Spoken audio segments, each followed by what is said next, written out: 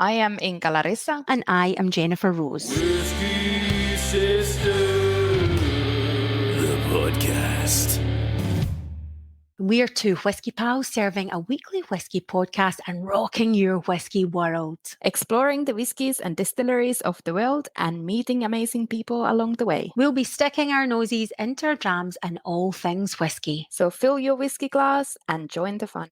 A warm Whisky Sisters welcome.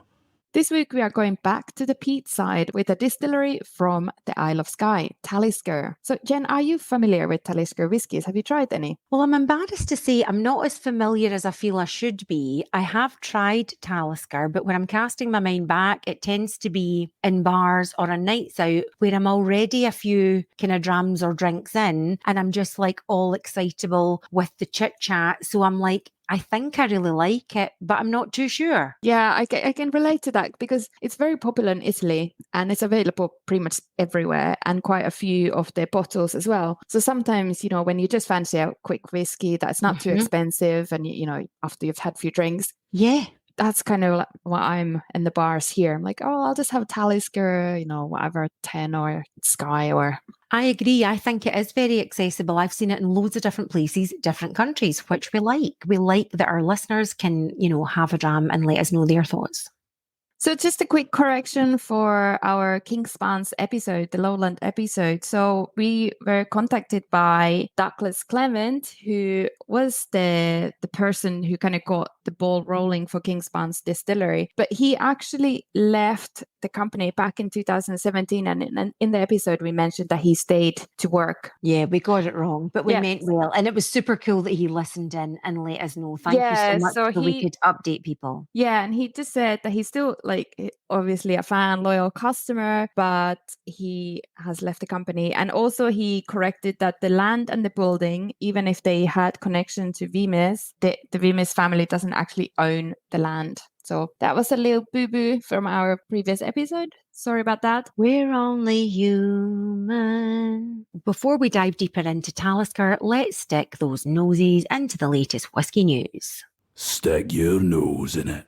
The Whisky Exchange has launched a distillery school in London to offer blending and distilling experiences. The distillery school is based below the retailer's London Bridge store on Borough High Street. It offers experiences in gin distilling and whiskey and rum blending classes from today, the 12th of July. The concept features 16 micropot stills and one 50-litre still, with guests invited to create their own signature gin or learn more about blending rum or whiskey. And the prices start from £95 or 120 US for the rum blending and 120 pounds or 152 US for both gin distilling and whiskey blending. And both blending experiences involve sampling spirits and how to select different components. And at the end of each session, guests can take home a 500ml bottle of their own personal creation, and the bespoke recipe will be kept at the distillery school for reordering. This made me laugh because the whole reordering part, because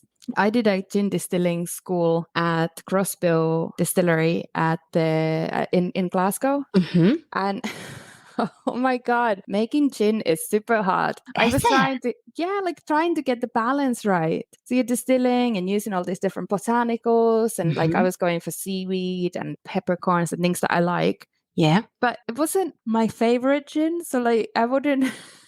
Can I have someone else's, not my own? I know. I kindly gifted the bottle to a family member, and they were super excited about it. I was like, in my head, I was thinking, yeah, don't be so excited till you try it. Did you enjoy that experience in Glasgow? Because, hearing that whiskey news, it sounds super fun. Yeah, definitely. And I did it with my friend, and yeah, it was a good fun experience. And I liked the people at Crossbill, but yeah, it's actually much harder than it sounds. See, because it's called distillery school. I don't know why, but it makes me think of, do you know the Grease movies? Yeah. And I don't know if it's Grease 1 or 2, and it's like beauty school dropout. See, when you're reading that news, I'm thinking distillery school dropout. Yeah, that's me. That is you. Oh, funny. Go back to distillery school. Maker's Mark owner Beam Suntory has reduced its water usage rate across the company's operations by 10%, as revealed in its 2022 sustainability report. The report looks at the company's proof positive sustainability strategy, which covers 3 key pillars: nature positive, consumer positive, and community positive. The 10% water reduction was made possible by continued investments from Beam Suntory, including closed-loop cooling systems at the Claremont and Booker distilleries in Kentucky, USA.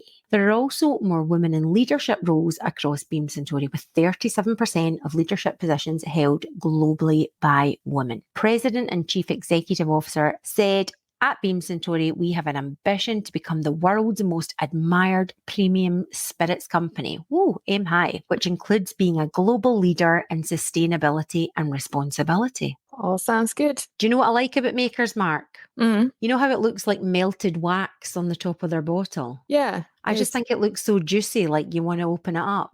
But yeah, it doesn't look like melted wax. It is melted wax. Oh, is it? I thought it was fake melted wax. No.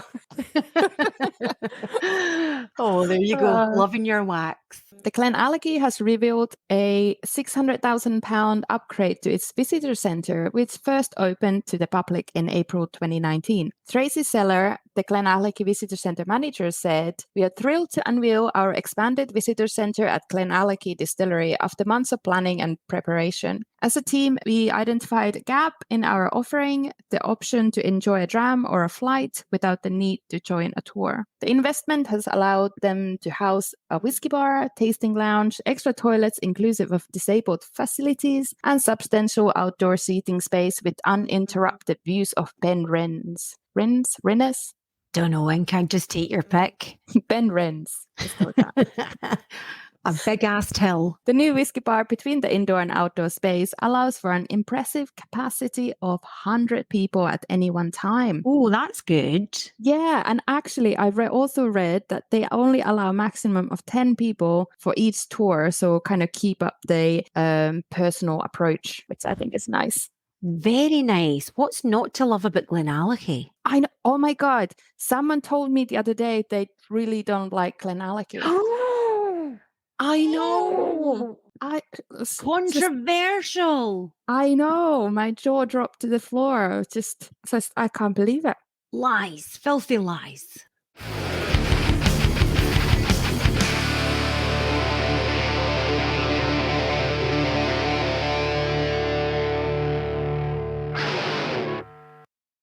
Dramdom Crap. Welcome, listeners, to Dramdom Crap. Those of you that have been along our whiskey journey for a while might be wondering, what is this? If you're new to the podcast, it'll probably all sound like Dramdom Crap. This is a segment in which we talk about whatever topics we want that are kind of loosely affiliated with whiskey. I think the idea came from the fact that when we are recording, we end up talking loads of random crap. And so it's whiskey related, but sometimes very vaguely. So then we just thought, why don't we just add it in sometimes? Yes. You know, let's just see how it goes and see what you think. Yeah, who doesn't love a bit of Dramdom Crap chat? Dramdom Crap, love it. Well, we've been talking, haven't we, Inka, on social media quite a bit, both last year after we'd been to see Metallica in Italy, and this year because we recently went to see Def Leppard and Motley Crue together. Whoa! So we were talking quite a bit about the alcohol you're able to buy, or more importantly, the alcohol you're not able to buy whilst at gigs. So we thought we'd chat a bit about that, hey? Yeah. So Metallica, they had pretty much everything but whiskey. There was rum, there was gin, there was vodka. There was all sorts of cocktails, wasn't there? Yeah, there was loads of stuff. And you could just have any mixture with your spirit. That wasn't so bad. But we've heard that in America, that you can get blackened at Metallica's whiskey at the gig, which makes so much sense. And we'd had a dram of blackened before the gig to get in the spirit of things. So, I mean, completely understand logistically that might be hard to get blackened there, but to have no whiskey, we were super sad at that. Exactly. Well, if you have every other spirit. So at Motley Crue, we were super excited to see what's there. And oh my God, it was the worst. The drink selection was impoverished. They only had Heineken, Yep. That was the only beer. I don't do beer. I don't either, unless I really have to. And then cider. I don't really do like too much cider. cider. Yeah, too sweet. No. Teenage me had a bad old time on cider. Yeah, it was There's too stories sweet to tell. anyway. Yeah. That's another Dramdom Crap Yeah. episode. So, but they didn't have any spirits. We No went spirits. And we actually around. didn't believe them, did we, at first? No, we went to every single stall asking for spirits, pretty much. And the only thing they had was a stall selling Portuguese liqueur. Yeah, Bariba or something. Yeah, and it's made with different botanicals and like, I don't know, lavender and vanilla, and I can't remember what was in it. So they were selling this like it was like a mojito, wasn't it? So they had like canned versions that were ready mixed, and then they made it fresh with this liqueur, which is 22% ABV, and then soda water and fresh lime. So it was at least a little bit like refreshing. Yes. But again, it was still a liqueur, so it was a little bit sweet. It was not the best option. And like, that doesn't really say rock and roll to me, does it? And do you know what? The whole night otherwise was super rock and roll, wasn't it? Def Leppard didn't disappoint. Motley Crue didn't disappoint. They're still kind of 1980s in their political correctness. There was a lot of kind of pretty lady imagery. They were asking for various body parts to be shown from the crowd. So it was all about rock and roll. So the fact we couldn't buy any whiskey was even more sad. I know. Oh, I think someone actually said, "Oh, you need to talk to the band." Yeah. Like, come on, Tommy, give us some whiskey. Give us some whiskey. So we've got a cunning plan afoot, haven't we? Yes. We need to somehow strategize for next summer's obligatory outdoor rock gig. We need an actual strategy because this just won't do. I have one idea, is to make loads of mini bottles and put them inside my cowboy boots. Good Because plan. no one checked my boots.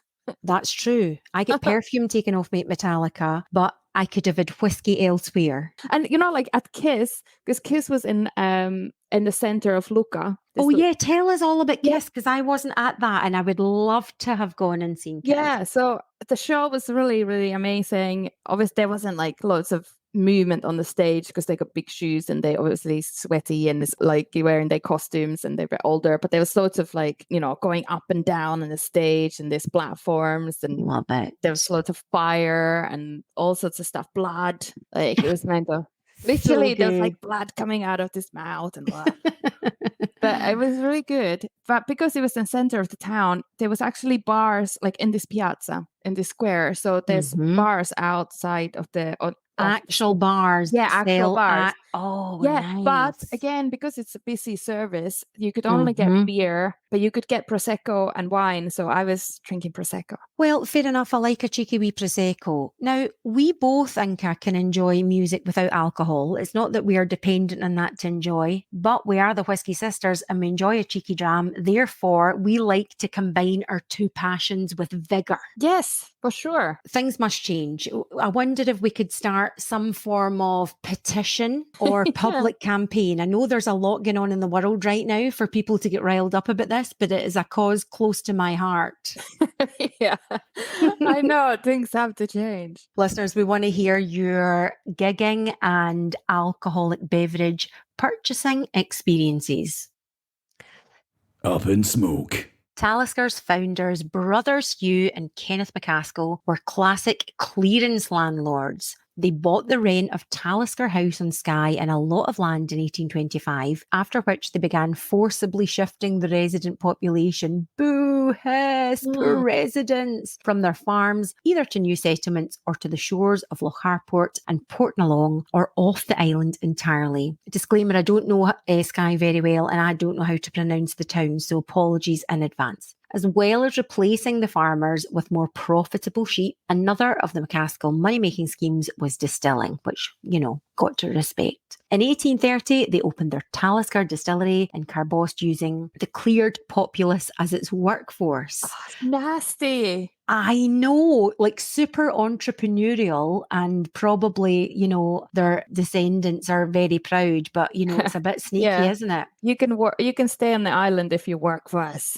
Yeah. Their venture into whisky making was not a success, however, and by 1848, the bank was in control. For the next 3 decades, Talisker stumbled through a series of other owners who found it hard to keep afloat a distillery which is remote even by 21st century standards. Karma is a bastard. In 1880, Talisker's fortunes changed when Roderick Kemp and Alexander Allen bought the distillery and proceeded to expand the site and construct a distillery pier. Until then, all the casks had to be floated out to the waiting ships. Cool. Pirates of the West Coast. I know, totally mental. I want to see like imagery of this. Yes. We want to be in that movie. Kemp sold his share in 1892 in order to buy Macallan, and on Allen's death in 1895, his business partner Thomas Mackenzie took charge, and 3 years later, Talisker was formally merged with Dallylane. When Mackenzie himself died, everyone's dying. 1916, a grouping of major blenders took control, and the group of blenders eventually merged and then transformed into Diageo. Wow. And the drama didn't stop there. In 1960, the distillery burned down and was silent until 1962, whilst it was being rebuilt. A decade later, the maltings closed. Talisker had long been available as a single malt from independents such as Gordon and MacPhail, and also officially predominantly as an 8-year-old. In 1998, it was given greater prominence as founding member of the Classic Malt Selection when the age was up to 10 years. An 18-year-old joined the range in 2004, but since 2008, the range has expanded dramatically with no age statements such as Storm, Dark Storm, and Port Ruighe. It is now one of Diageo's most important single malt brands. Like I said earlier, like in Italy, they love the peat. They just love Talisker, and it's nice that it's everywhere. Yeah.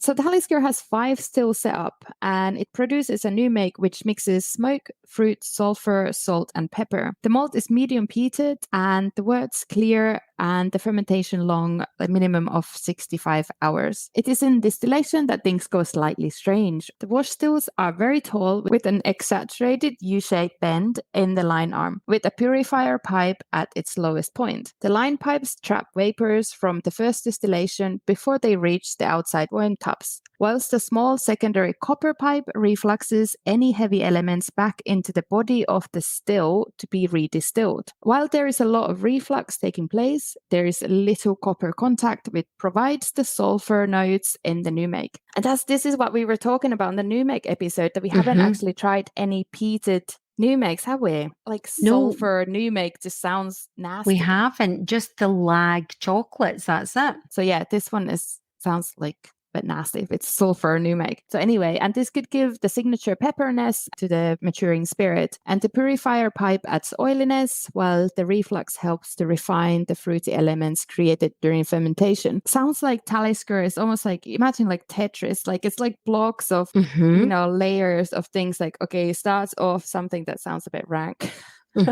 And then like they add, because of all these distillation methods and longer fermentation, and they just like bring different things into the spirit. I kind of want to try their new make now. I know. Hopefully we'll visit the distillery one day. Definitely. So Inka, you'll have been to Skye, won't you, on your way to Ruighe? Yeah, so I've been to Skye 2 or 3 times, but haven't actually made it to Talisker. My trips are always so short, and I end up doing hiking and things like that. So then I haven't had a time to go. But I tried to go to Ruighe last time, but it was closed. But I could see like through the gates, like it looks amazing and beautiful. So now basically there's 2 distilleries on Skye. So Talisker obviously being the first, Ruighe is very new. And I guess with Ruighe, the island just off of Skye, that could be quite an epic whiskey tour for those that are interested. Oh my God, for sure. Exactly. It only takes half an hour or even less maybe on a ferry to Ruighe. Amazing. In contrast to most distilleries where the spirit stills are the workhorses, at Talisker, the second distillation takes place in small, plain stills, again with worm tubs. This adds mid-palate weight. So basically, by following the original design, it's believed that this double distillation ensures that all of Talisker's rich, deep character is captured on that first time. Talisker embodies all the spirit of this rocky, storm-lashed island with its strong, steadfast people. Talisker's soft and peaty water is drawn from 21 underground springs that rise from Hawk Hill beside the distillery. These are the same springs that have been used since the very beginning. Oh, that sounds quite interesting. Yeah, and by peaty, like, I'm sure they mean like peat bogs and, that kind of peaty ground that is around the area. Do you know what I'm thinking, Inka? I know it can be hard for us to coordinate our diaries, but if at some point diaries allow, I have a friend who's recently started a tour company. My friend John, who started MacLeod Healing Tours. He's actually from the Isle of Skye, and although he tours all over Scotland and he's like super cool, like fancy vehicle, he is like specialist in like Skye knowledge and all the history, and it would be so epic to do the distillery tour, but to hear more about the countryside and everything with him. And maybe we could put the link to his social media or, at this episode if anybody else is planning a trip, because I think that would really, give a lot of layers of depth of local expertise and everything. And he's just lovely. Exactly. That's a great idea. And there's so much to see and do in Skye as well. And on Skye. Yeah. on Skye. So it definitely would be nice to have like locals help, and great idea for also our listeners, definitely, who are visiting Skye at some point. Whisky Sisters, the podcast. Dram On Fire. Today, lovelies, we are sampling Skye and Port Ruighe. Let's start with Skye, which is bottled at 45.8% ABV. Skye was introduced early 2015 and is named after the beautiful island itself. And it's matured in a combination of refill and toasted American oak casks with a slightly higher number of toasty casks. How would you describe the colour? I would say it's sunset gold. Nice. Sunny yellow cornfield. Yeah, cornfield, nice. That's new, but like makes sense. Yeah. Nose. How did you I'm dying to find how you find Talisker after now that you've tried Ardbeg, just because, peated, and there's some elements that are similar. Full disclosure, I don't get any peat on the nose. I don't know if I'm peat nose blind today for some particular reason, but I was getting all the juicy party in the nose feels, but quite sweet notes for this dram. I was getting treacle, Brazil nut, New York cheesecake, that juicy, whatever that juicy white stuff is in that. Oh my God. I have to tell you quickly, when I was living in Australia and I was super excited about cheesecakes, I don't think I ever had that kind of cheesecake in Finland. So sometimes after work, I would just go and buy a whole cheesecake and go and sit in the park and eat it and look at the sea. I was so excited. I know. That's hilarious. Love it. I did gain like 10 kilos when I was in Australia. It was all going down under. Yeah. Well, I think that juicy, like whatever those flavors are in a New York, probably like vanilla pod and creaminess and all of that. I was getting those vibes, maybe with a toffee sauce over it. And I just can't lie and make up that I got anything smoky on the nose, but I was loving it. On the first nosing, I was thinking like I'm sitting by a fireplace. I was getting a little bit of that smokiness from the wood, like in the fire. While I was eating sweets, so there was that sweetness coming through. And I also, like you said, caramel sauce or toffee sauce, like salty, almost like that McDonald's one that they do the saltier. Yum. And then some like sweet honey glazed pork, which again like brings me the pork always. That kind of brings me to the peatiness, the smokiness, but very gentle, much more of the sweetness than the smoke. Absolutely. Do you enjoy it on the nose? Yeah, very much. Delicious. So palate-wise, I did then get the smoke, and I was getting that lovely kind of summer feels of barbecued stuff. But then I was getting the sweetness of peaches, so almost like a kind of barbecued peaches. Burnt rolls or well-fired rolls. I don't know if you have them in Finland, but in Scotland we have them. So it's like a normal kind of like morning breakfast bread roll, but they like you can get well-fired. Sometimes they're just called burnt rolls, and they've got this really charred crust on the top. I used to love a burnt roll when I was a little girl, and it was making me think maybe of the sweetness of the bread dough with the charred topping. But I was also getting a bit of kind of citrusy zestiness.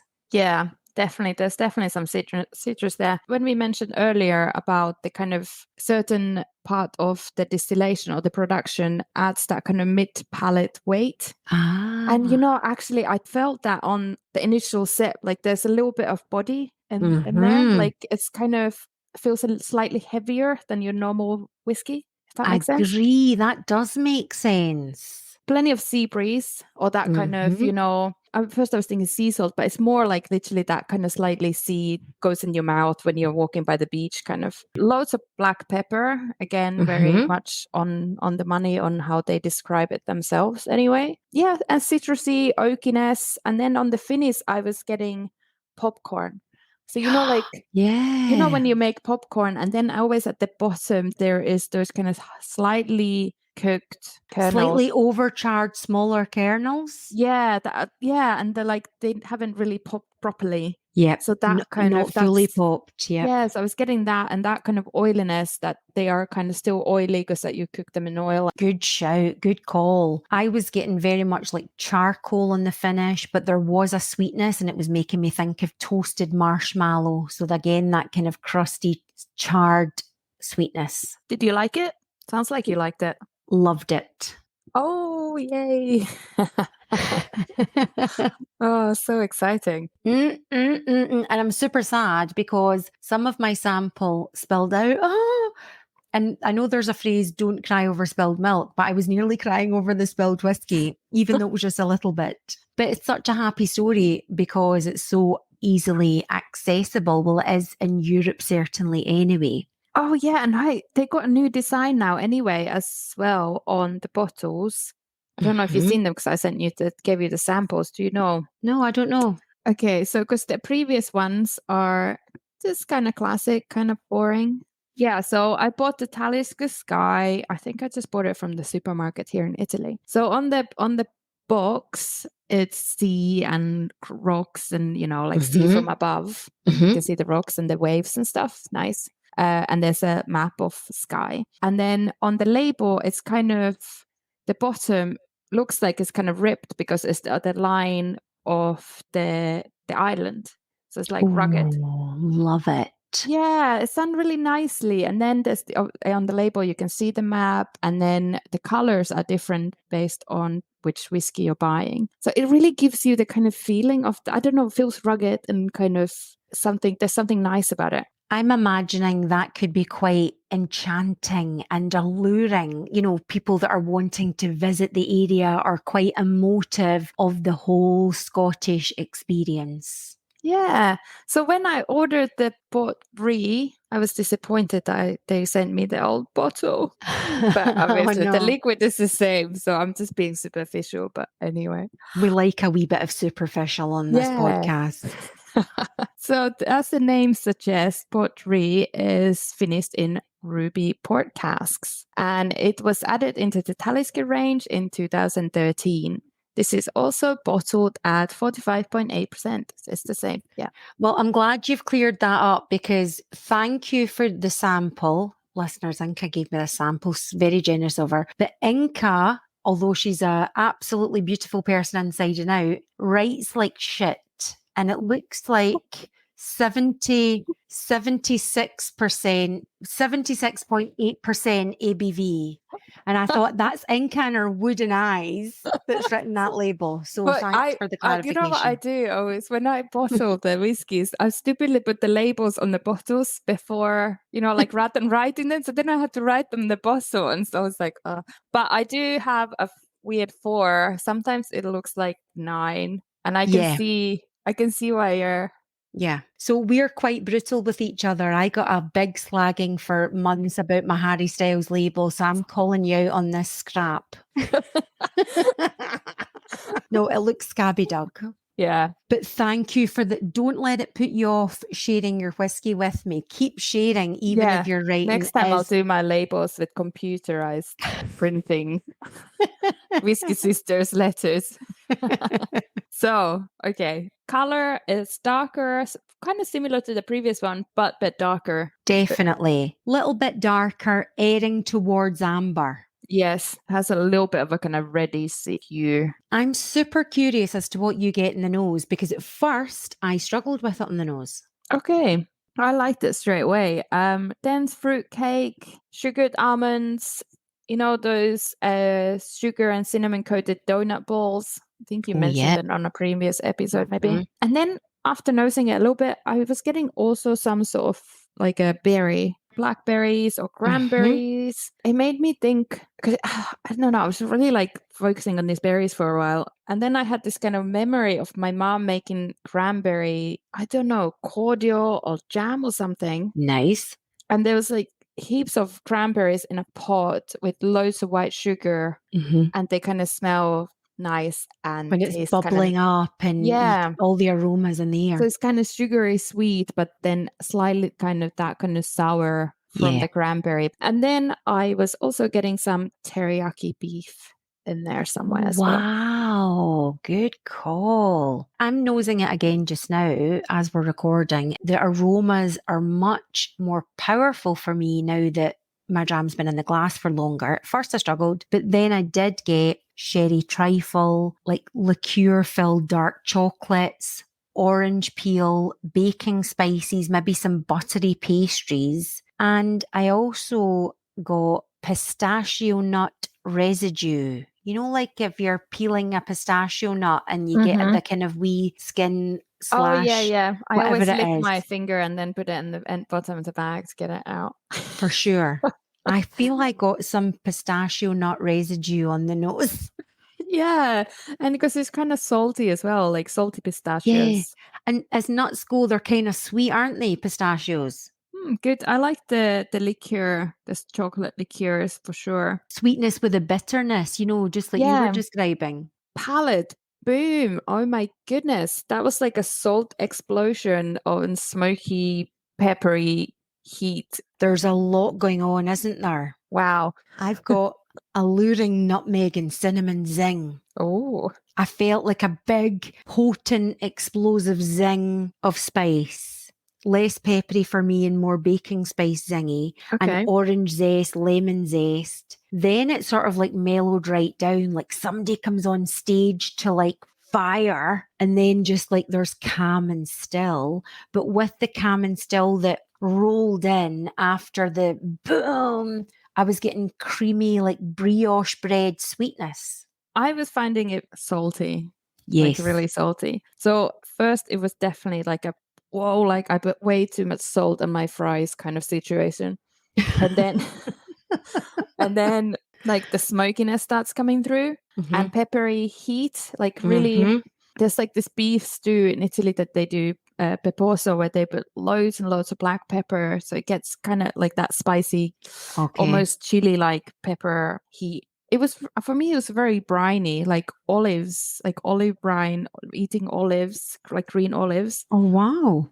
And then recently I discovered these amazing, like from the corner shop, they pickled their own onions, because I've been trying to find pickled onions for Gibson martinis. So they had these giant white onions that they pickled with black pepper and some herbs. And I was getting this. And they're delicious. They like the onion is really sweet, you know, the pickles. It's a sweet pickle. I can get on board with pickled onions. I freaking love them. But it has that little peppery thing. Now, whether it's the power of suggestion, but I'm nosing it now and I can completely get the brininess even on the nose as you're talking. So I love hearing like the different tasting notes. But I like it because it's like I was getting some of those sweeter notes that you were saying. Like there's definitely something sweet, but I feel like the briny and the salty, peppery flavors, it's very coastal. I think that's more overpowering But when you really look for the sweetness, it's definitely there. Still there and present, and you can feel the relationship between the two, and completely Yeah.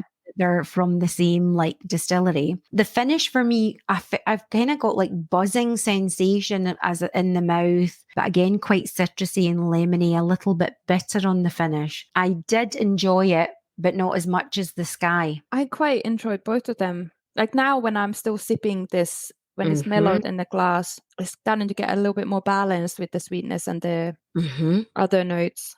Oh, I don't know. I had to say which one I would Come on, prefer. Inka, we're pinning you down. You need to pick. Oh, well, actually, when I was asking people on social media which I should get, the 10-year-old or Port Ruighe, most people said Port Ruighe, so it's obviously very popular. Yeah. Yeah, maybe Port Ruighe, just like marginally. Nice. It's keeping me on my toes. The intensity on the palate, I think.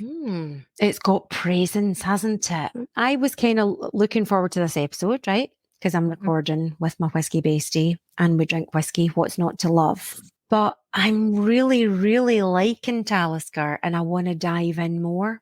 And I want us to go to Skye with John now. All the Italians love Talisker, and I've tried some, but I guess maybe not in the right situation, not really given it enough time. And I just always thought, yeah, it's okay. But actually, it's much more than okay. Much more than okay. Yeah. And Talisker, we salute you. Yes. And I might just order that 10-year-old as well. Good call. Why not?